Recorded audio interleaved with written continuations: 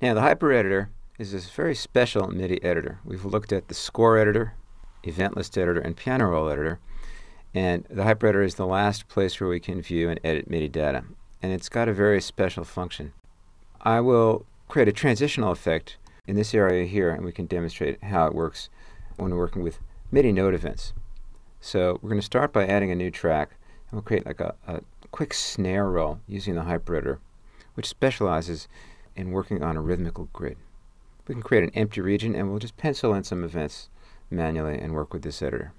So pencil tool. We're going to need a new track. Go to the new track button, new software instrument. Now I could pencil in with the pencil tool here. I could also control or right click. In either case I get a new region, and we'll trim it out. Right edge turns into trim tool and make it a 2-measure empty region. Now we're going to go down here to our Hyper Editor tab. Go back here to our main tool, arrow tool. Hyper Editor displays all these different types of MIDI events on a rhythmical grid.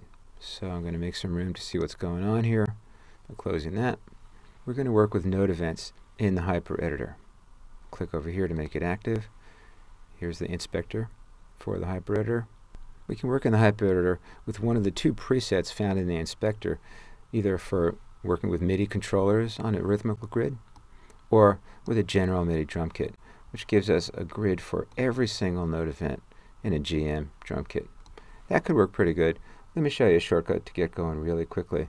We're going to start by working with our standard piano roll first and search for just a snare sound that we like, and then use the piano roll to get back to the Hyper Editor with just the events we want.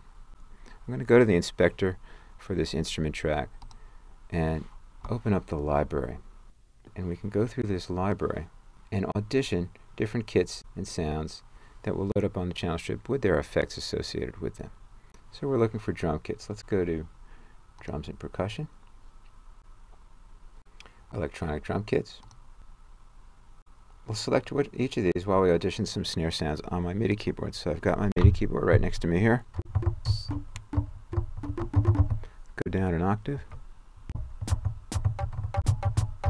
Now, if I select another channel strip setting in the library, you'll notice that the entire channel strip updates to change not only the kit, but the settings. This is a totally cool part of the entire Logic Studio bundle. These channel strip settings are available in the MainStage application as well, and the library makes it really quick and easy to grab new sounds and effects quickly by switching through these in the library. Let's try this one. Sounds pretty trashy, but it's going to work for the effect that I'm looking for. So I'll take it. Now I've got my piano roll editor here. We can make it nice and fat. It's going to be easy to draw in events. So I'll increase my vertical zoom down. And in the piano roll editor, I can click on this area right here and scroll down until I get the sound that I want. Okay, there's that trashy sound we need. Let's cycle right here between 7 and 9 in the arrange and go over there in the piano roll editor. And we're going to pencil in one of these notes, just a single note. So let's grab that pencil tool, pencil in the note we're looking for.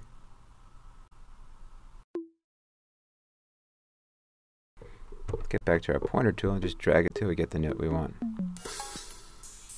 Scroll down. Ooh, baby.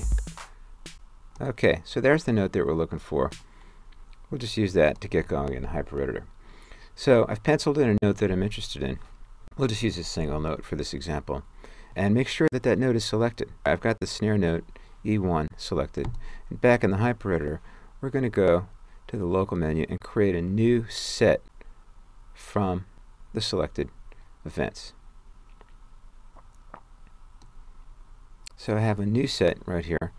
Shows up in the inspector right here as instrument 3, and we'll name this snare effect. That's the name of what's called the Hyper set. And there's only a single event in there, so we can zoom this up, make it nice and wide, and zoom in horizontally as well. Okay. Now, in this window, we have note events set on a rhythmical grid, And back in our inspector, we're going to select this area here and change the way notes are displayed in the inspector area. Instead of displaying the width of note events in terms of their length, we'll just make it a short little bar. Okay, so that's the width of notes, just a visual display option right there. And the grid is currently set to 16th notes. Events in this grid can be selected by holding the Shift key down and drawing over them. And the pointer becomes a selection tool. So I'll draw over that, select it, and press the Delete key, and it's gone. And now I'm going to pencil in as a transitional effect on a rhythmical grid.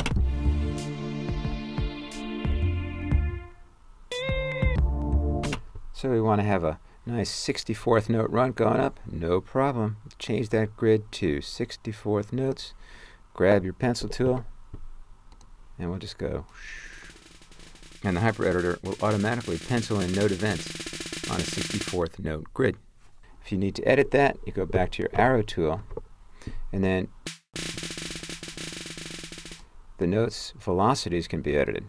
In this case, the height of the bars represents the velocities of the notes, and we're moving in time left to right.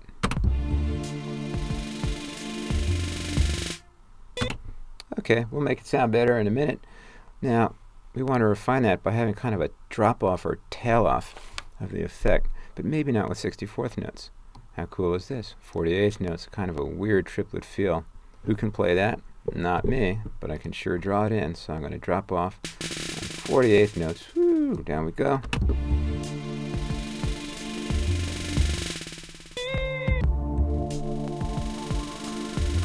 We can refine this in a minute. Let's go back and show you one more tool here, the line tool.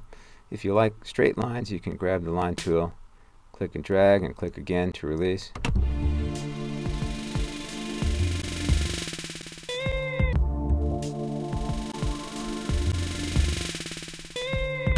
I just want to fix this effect with something that we're not going to really cover here, a little sneak peek.